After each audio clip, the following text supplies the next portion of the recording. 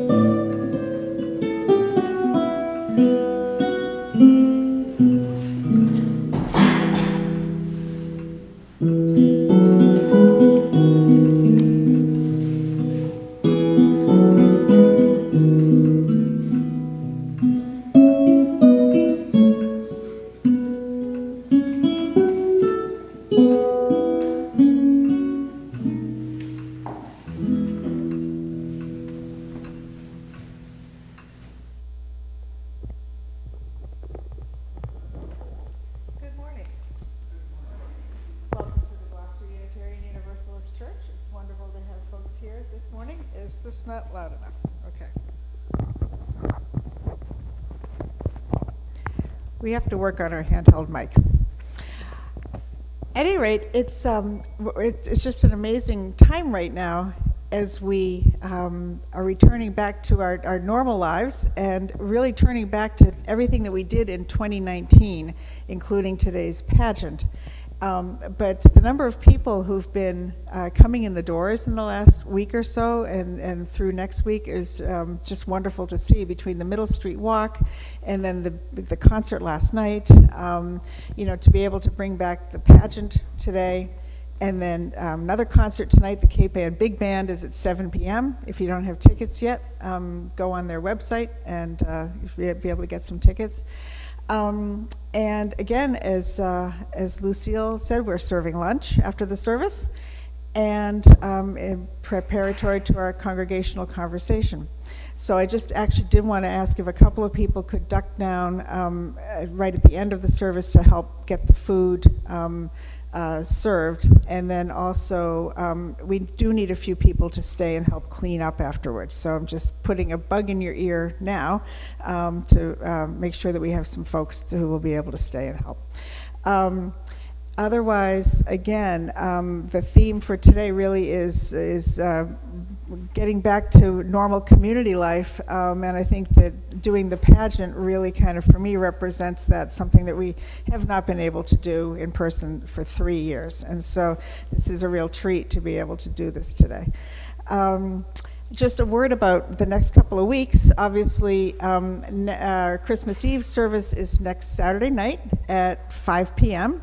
Very traditional service, again, returning to our traditions, and we'll be singing in person. Silent Night will happen indoors this year as opposed to last year. And so that's Christmas Eve. And then Christmas Day, we will not be in person, but we will have a Zoom coffee hour with me on Christmas morning at 10. So you can hop on Zoom and wish each other Merry Christmas and just chat for a few minutes. And then New Year's Day is the Sunday after that. We'll be back in person. We'll do our flash paper ritual. It will be informal, casual. It's a holiday, but we will have some ritual and we'll be together. And then just one other thing is that both Christine, our administrator, and I will be off during the week between Christmas and New Year's, so there won't be a lot going on here at the church, but I just wanted to make sure everybody knew that. And with that, let us deepen our hearts and our spirits for worship.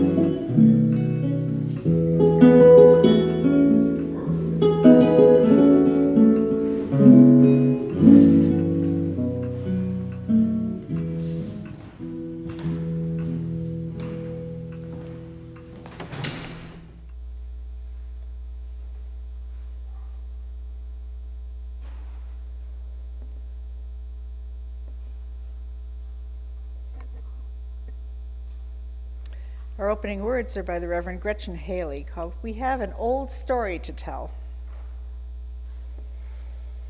Calling all those who cannot wait any longer for joy, for hope, for some good news, even a little. The time has come. The waiting is over. Here in this time, we have an old story to tell, one that has been shared over and over for thousands of years. But still, somehow, it remains unheard, still radical and risky, breaking through into these days of darkness and cold, division and fear, interrupting the perpetual stories of violence and loss and the feelings of powerlessness. into the errands and errors of our everyday, Christmas arrives, not only to comfort, but to awaken, to reassure, and also to stir us up as a new life, a life of peace and justice and courageous love struggles to be born. Wondering if we will yet be the ones who make room in our lives and in our world for the refugee, the poor, the plain and messy sweetness of a newborn baby. If we will take that journey to Bethlehem, if we will be changed by the presence of a love that meets us where we are, in the fields, wherever we lay, and calls us forth into a new journey, a braver and bolder life. Believing that it is not too late for strong and gentle people to win, for compassion and truth to have the final say, for the bright light of hope to shine through even on the darkest night. Come, let us celebrate the good news of Christmas and let us worship together. Please join in singing our opening hymn, Once in Royal David's City, which is number 228 in your gray hymnal. You're welcome to rise in body or in spirit.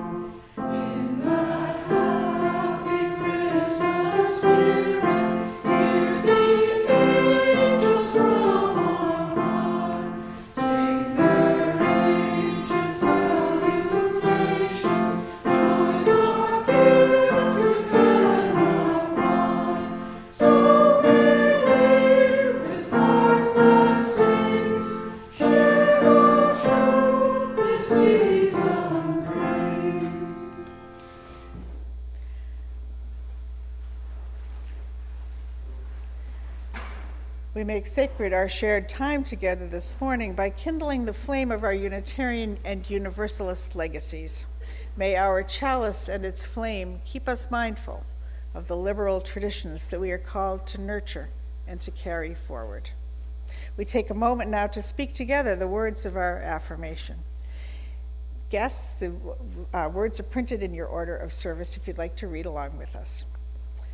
In the light of truth and the warmth of love, we gather to seek, to sustain, and to share.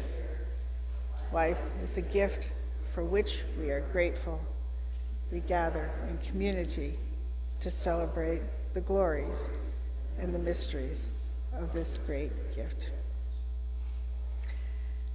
As we do each week, we light a candle for peace in our world, and often we don't think enough about peace here at home amongst ourselves. And this week I thought a great deal about the 10th anniversary of the Sandy Hook massacre in Connecticut, and the ever increasing need for gun control in our country. So a prayer for wisdom and change in our treatment of weapons. And then each Sunday during Advent, we light our Advent wreath. We've woven this lighting of our wreath into our worship life. Advent comes from the Latin verb advenire, which means to draw near. And by lighting one more candle on our Advent wreath each week, we make visible our spirit of waiting and of expectation. The first candle we lit in the name of hope. We lit the second candle in the name of peace. The third candle was in the name of joy. And this morning we light the fourth candle of our Advent wreath in the name of love, as an invitation for the holy to dwell within us, deepening our capacity to love and to be watchful for love's presence among us. May we open to that love that awaits us in the weeks to come. As we prepare to bring new possibilities to life, may love guide us and be a creating force in our lives. It's not cooperating this week, is it? There it goes. Okay. 3 out of 4 is. All right. Love wins, whether it's lit or not. I also want to say Happy Hanukkah beginning this evening to all of our Jewish friends and neighbors and family members. We aren't lighting Hanukkah candles this week because the holiday doesn't start until tonight, but warmest wishes to everyone and holding you in our hearts as well. We gather in community each week to seek meaning in our daily lives, to pause to worship the highest that we know. Let there be an offering to sustain and strengthen this place, which is sacred to so many of us, a community of memory and hope, for we are the stewards of what has been handed down to us by those who have gone before. To support this church and all of its good work in the world, this morning's offering will now be gratefully received. Blessings upon the givers and upon your gifts.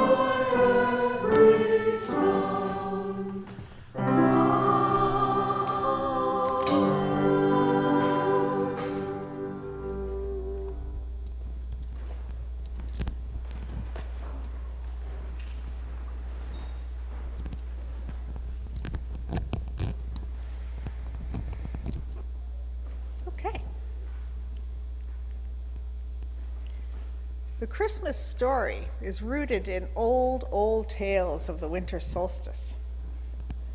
In ancient times in Europe, when the solstice came, our distant ancestors sometimes told stories of a miraculous child born to return us to the light.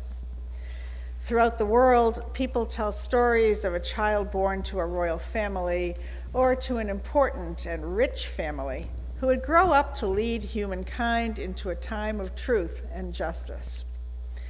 The early Christians adapted these stories of miraculous births, but they added a twist to the old stories. Their miraculous son was not the son of a king, but was merely the son of a carpenter. He was not the son of a wealthy queen, but was instead the son of a woman whose only wealth was her moral purity. And that Christian story has been told and retold innumerable times since those early Christians first began telling it 18 or 1900 years ago. We're going to recreate the old story of the miraculous birth of Jesus this morning, but we're going to give it our own slant. We'll draw on two early Christian accounts of Jesus' birth from the books of Matthew and Luke, and we're going to make this a story of freedom and liberation. And drawing on our own Universalist heritage, we're going to make this a story of hope for all people. So instead of just listening to or watching the story of the birth of Jesus, we're going to get inside of it.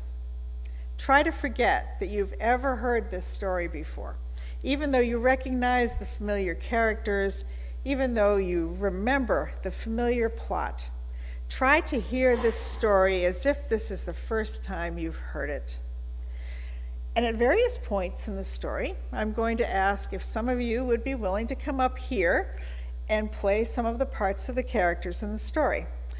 And don't worry, you won't have to speak. I'm going to do all the talking. But when I pause and ask for volunteers to play parts, if you want to be in the story, you can just get up and go back and get a costume. And a lot of you have already done that. I see a lot of wise guys out there. So you can move to the back. The costumes are all labeled, and Gail is back there to help out. And then when you're ready, Gail's raising her hand, when you're ready, you make your way back down the aisle, and you can join our scene here in the front. So are we ready? Okay, let's begin. If you wish, close your eyes for just a moment and transport yourself to another time and another place. Imagine that a story is going to unfold before your very eyes, a brand new story that you've never heard before. Imagine that after years and years of hearing stories about people bowing down before powerful kings and emperors and dictators and tyrants, you finally will hear a story in which three powerful, wise people kneel down alongside some shepherds before one tiny newborn child. Imagine that after years of hearing story after story telling of terrible wars, you're at last hearing the friendly story of a baby, the story of a humble carpenter and his fiancée, the baby that is born to them in a stable, shepherds in a starlit field who go to see the newborn child, and peaceful animals who gather round in the stable where the baby lies in the cow's feeding trough. Imagine that at last you're going to hear a story in which everyone is longing for peace on earth and goodwill toward all people everywhere. Imagine that after years of hearing stories about the results of hatred and oppression and persecutions, you finally are hearing a story about the transforming power of love. Now you can open your eyes and listen and watch carefully. We'll let the story begin. Our story begins with an emperor, Caesar Augustus, who announced one day, "All the world shall be registered so they can pay taxes to me." And so everybody had to go to the town of their birth so that they could be registered. Now I need someone to play Joseph and someone to play Mary.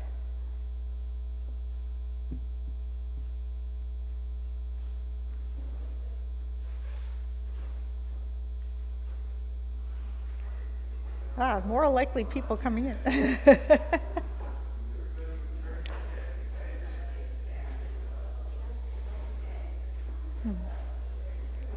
There we go. All right.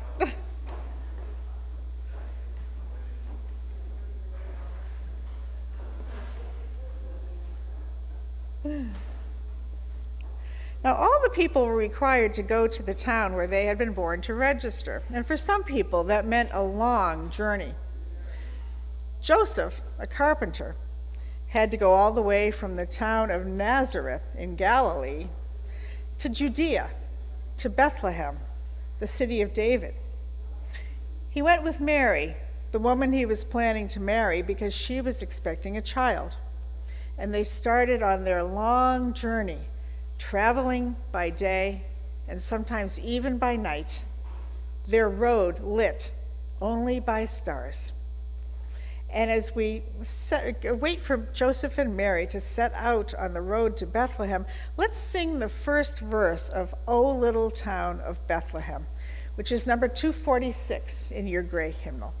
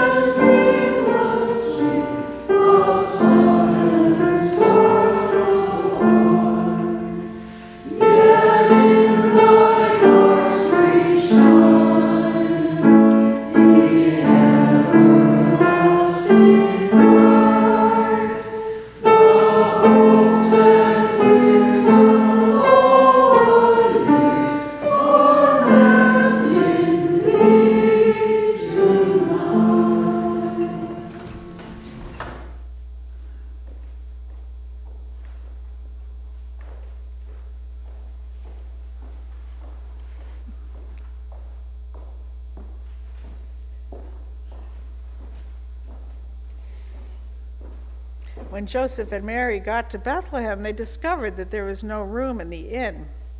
But the inn was the only place in town with comfortable beds. But the only place Mary and Joseph could find to take shelter was in a stable cut into the side of a hill.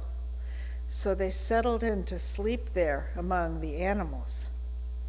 And now we need some animals. Oh, here comes some. Look, already. We could have more animals. And while our animals are getting ready and creeping up here, however they're doing that, let's sing the first verse together of "Away in a Manger," which is printed in your order of service. We ready? It's not? Okay. It's not, it's not in the hymnal. Okay, all right. Okay, we're a cappella, I guess, yeah. Okay, ready? Can you come help me? Ready? Okay. Away in a manger, the little Lord Jesus lay down his sweet head.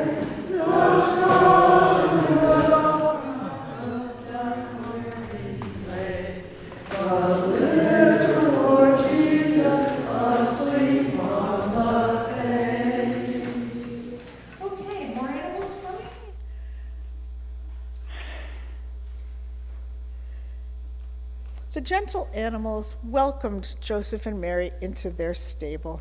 And that very night, the time came for Mary to give birth. And it was a stable. So when the baby was born, of course, there was no cradle for Mary to lay her baby in. But one of the cows was kind enough to lend her feeding trough for a cradle. And Joseph and Mary laid their new baby there among the hay in the feeding trough. Now I'm going to need some shepherds and some sheep.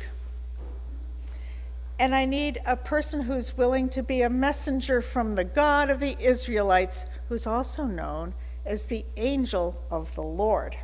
And I could use smaller angels as well, if anybody would like to be an angel.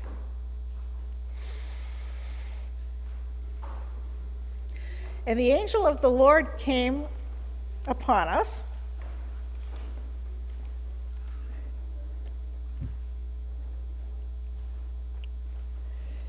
And the angel of the Lord came all the way up here and stood here.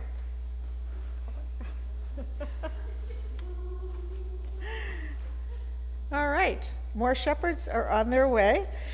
But since we have angels, why don't we start by singing "It Came Upon the Midnight Clear," number 244.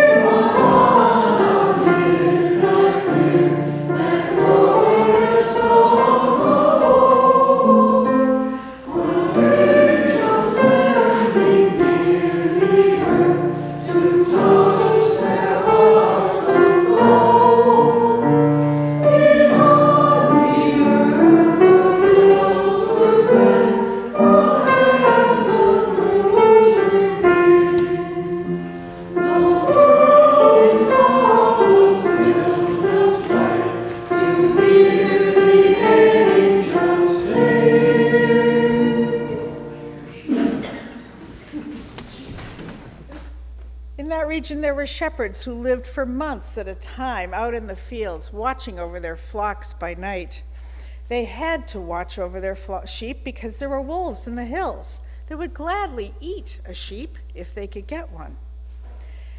And on this night, as the angels stood watching their field, an angel of the Lord, as the shepherds stood watching their field, an angel of the Lord stood before them, and this angel was truly magnificent.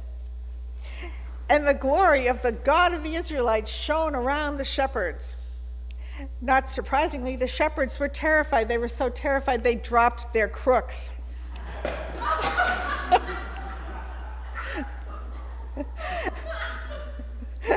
Hopefully they didn't hit the sheep. But the angel spoke gently, saying to them, "Do not be afraid, for I have appeared to bring you good news of great joy for all the people in Israel. To you is born this day in the city of David a Savior who is the Messiah. And this will be a sign to you. You will find the child wrapped in strips of cloth and lying in a cow's feeding trough." And I'm wondering, do we have all of our angels? Have we got all of our angels? Okay. No, okay. That's a star bearer, I guess. Okay. Oh, look, more angels, the heavenly host.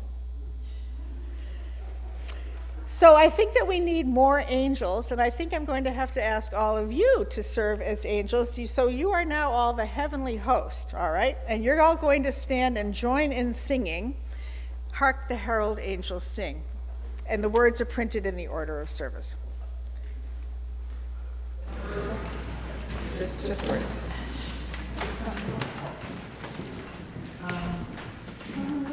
Hark the herald angels sing, glory to the newborn King. Peace on earth and mercy mild, God and sinners reconciled. Joyful all ye nations rise, join the triumph of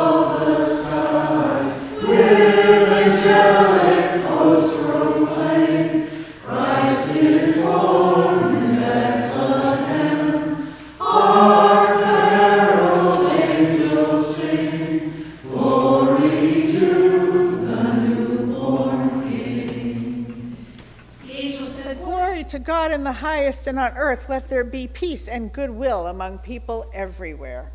And there was a whole host of angels singing and praising God, and the shepherds were amazed. They dropped their crooks. Upon hearing the message from their God and hearing the songs of the angel choir, the shepherds said to one another, "This is amazing. Let us go up to Bethlehem and actually see the baby the first angel told us about." And being good shepherds who cared about their sheep, they brought their sheep along, trying not to hit them with their crooks. So let's help the shepherds and the angels spread the good news by singing the first verse of Go Tell It on the Mountain, which is number 239.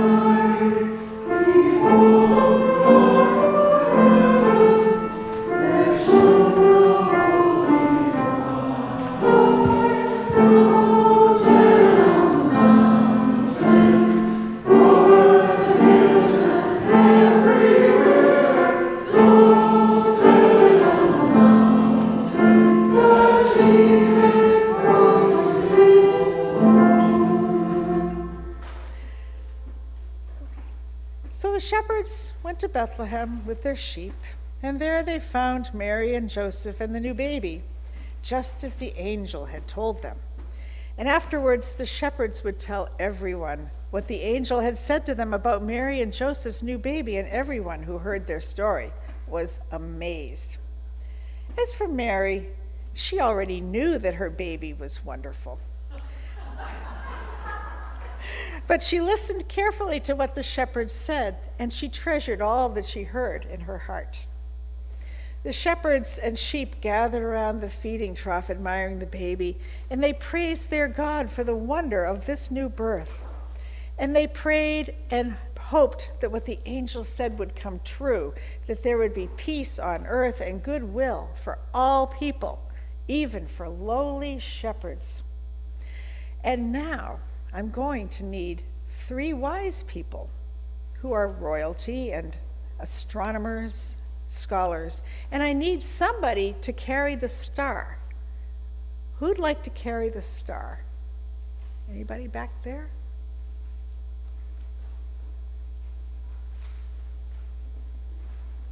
Here we go.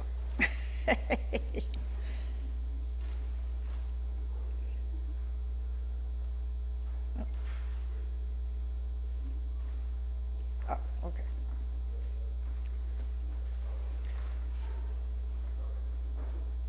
Now King Herod came, all right. So Your Majesty, are you all right?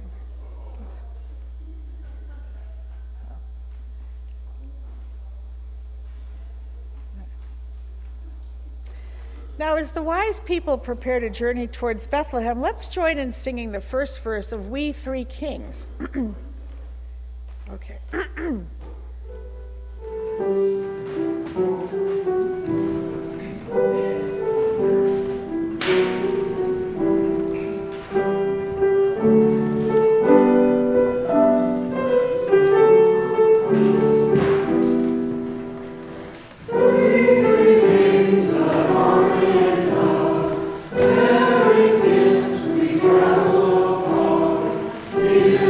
Mountain, moor, and mountain, calling on.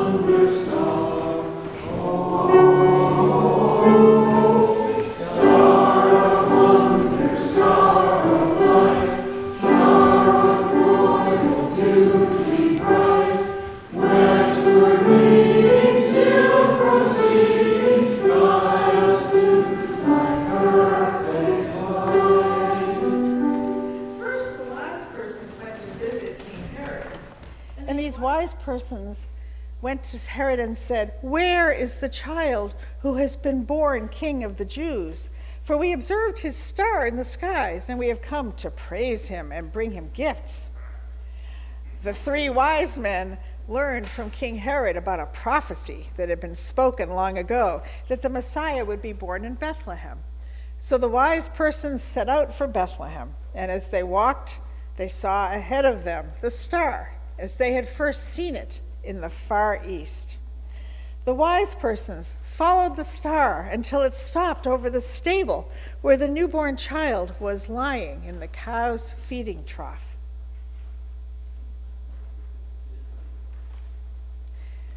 Yes, do. Wise people, please come in and kneel down and present your gifts to the child.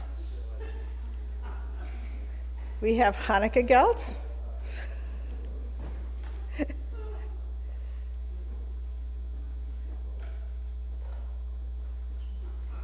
And third wise person, are you missing your gift? Was this the wise person who brought the fruitcake?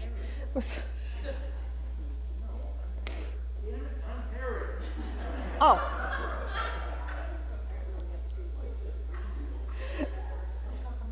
Okay. When the wise people entered the stable and saw the new baby, they were overwhelmed with joy at this new life.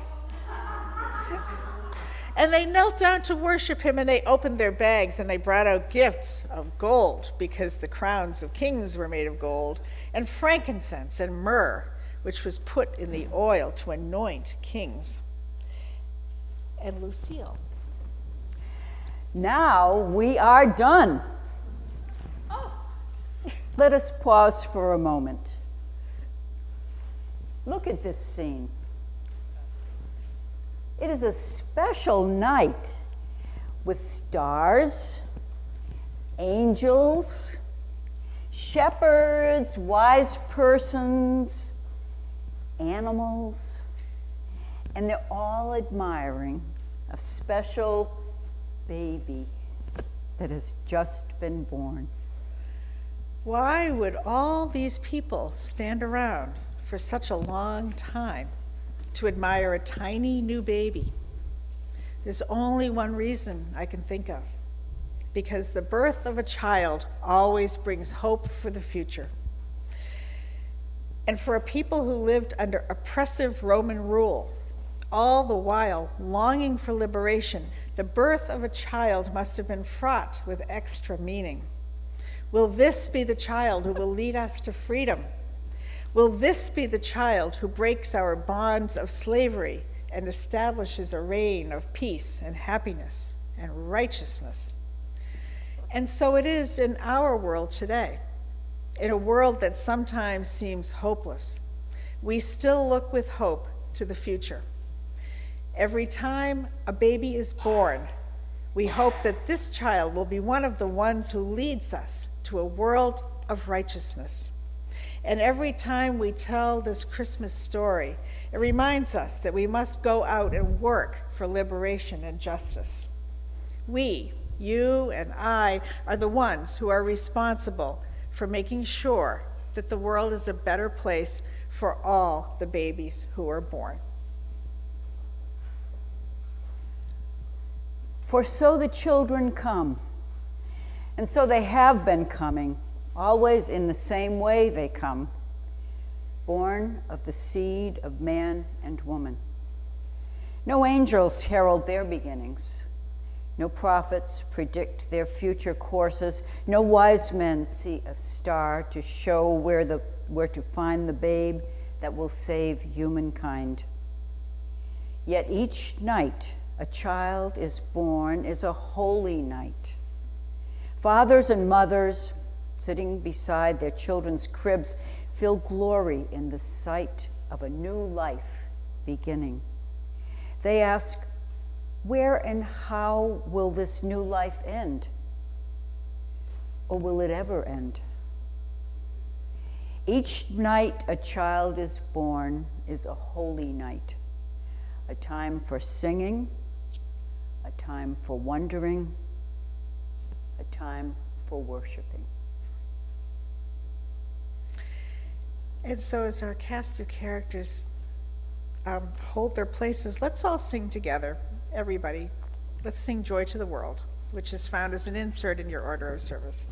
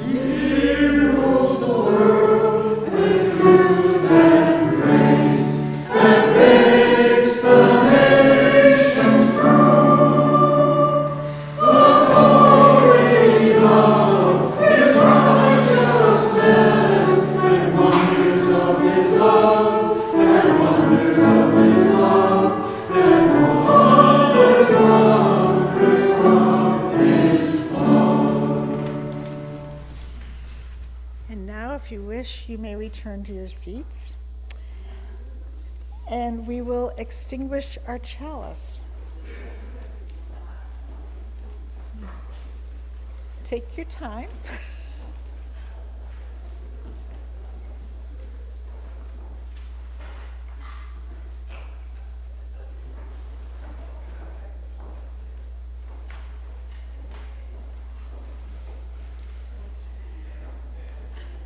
We extinguish this flame, but not the light of truth, the warmth of community, or the fire of commitment. These we carry in our hearts until we are together again. Go in peace, return in love. Merry Christmas.